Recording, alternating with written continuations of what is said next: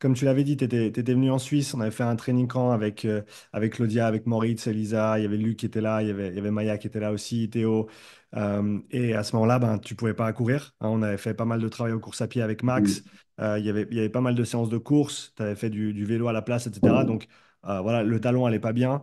Parle-nous du coup depuis cette période-là jusqu'aux Games et dans quel état tu es arrivé aux Games avant qu'on parle de ta blessure qui est survenue littéralement quelques minutes avant le premier event du premier jour.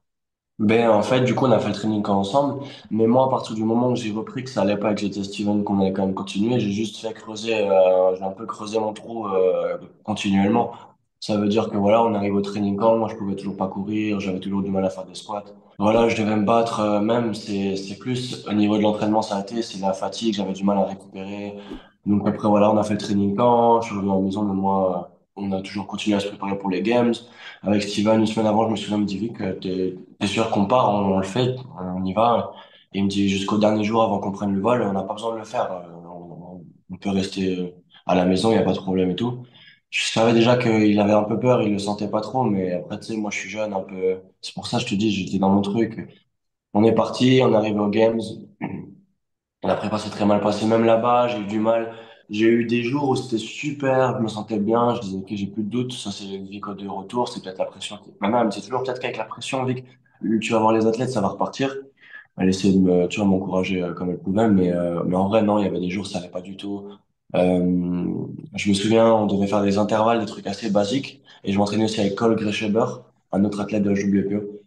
Et en fait, les mômes, c'était un truc que je kiffais trop. Il y avait un peu de rameur, mais il y avait des toast to bar, des kettles, enfin bref, des trucs que je kiffais. Et il m'a éclaté. Et on devait faire 4 rounds avec du repos. Et au bout du deuxième, j'ai dit, Steven, je peux pas, j'en peux plus, je suis mort, tu vois.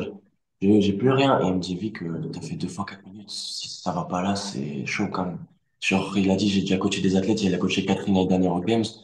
Il m'a dit, Vic, tu vois, là, il a commencé vraiment à douter parce qu'il m'a vu vraiment. En vrai, j'étais désarmé, hein, tout simplement. Et du coup, voilà, en fait, je suis arrivé aux Games. Le matin, j'étais dans un mood un peu chelou, mais je te jure, j'ai trop bien dormi. J'ai dit, Vic, il n'y a plus rien à perdre. T'as tellement rien fait et tout que là, t'as juste à briller s'il faut et rien faire s'il faut, et puis basta, tu vois. Et même Maya, elle m'a dit, putain, elle a dit à ma mère, ouais, je crois que Vic, il a compris que c'est pas grave, mais il va le faire genre, pour lui et ça ira. Et en fait, échauffement. Bah, le stress monte, tout, je m'échauffe et je commence à courir. Je me fais un claquage sur l'adducteur. Euh, Impossible de courir. Impossible. Au niveau du pubis, abdominal, j'avais tellement mal, j'avais des douleurs de ventre, j'avais du mal à marcher. En plus de la cheville hein, que je luttais parce qu'il fallait courir, mais là j'aurais lutté sur ma cheville qui était complètement défoncée. Et ben là, c'est arrivé et je me dis, ok, peut-être qu'il y a quelque chose que je dois pas faire. J'ai pleuré, tu vois, je me suis dit, moi, je sentais que c'était fini, mais c'était pas encore complètement fini. Donc, je veux dire, ça n'avait même pas encore commencé. Je me dis, putain, il y a un monde où, tu sais, t'entends des champions qui disent, ils ont fait la compète, ils avaient ça, ils gagnent, t'as là, je me dis, putain, si je veux être un vrai champion un jour, est-ce qu'il faut que je passe par là? Est-ce qu'il faut que je m'arrête? Tu sais, t'as tous ces trucs qui rentrent en tête et tout. Et là, le staff médical, ils ont vu que je me suis fait mal. Elles m'ont dit, ouais, on peut te checker et tout. Et le mec, il me check, donc il me fait faire des tests de résistance et tout. Je n'arrivais pas, j'avais trop mal. Il me dit, écoute, ça va te faire mal, mais juste essayer de trottiner et tout. J'avais pas encore fait le test. Je tombé, je trottine pas. Enfin, je peux pas trottiner. Je regarde Steven, il me prend dans ses bras, il me fait, viens, quand on s'arrête là, tu vois, on va pas aller plus loin. Moi, franchement, j'étais au fond du trou. C'était morbide de fou, ce moment, parce que, je te jure, avec Maya, on en reparle tellement, parce que, aussi, avec ce qui s'est passé, mais je suis arrivé dans ce truc, déjà, Maya, elle sentait qu'il y a un truc qui était bizarre, il faisait nuit, on commençait à s'échauffer, elle me voyait, elle voyait que c'était bizarre, elle me dit, Vic. Elle disait qu'elle me sentait pas trop et tout. Quand elle me voyait courir à l'échauffement, elle devait partir pour me voir un peu plus loin. Elle dit à ma mère qui dit, ouais, vas-y, on va partir, on va voir Vic un peu plus loin et tout. Et elle dit, ah non, j'aimerais bien qu'il le voir jusqu'à la fin de l'échauffement et tout, je veux juste être sûr que ça va et tout. Et ma mère, elle fait, non, j'aimerais vraiment le voir quand il court parce que sinon on me voit pas, tu vois.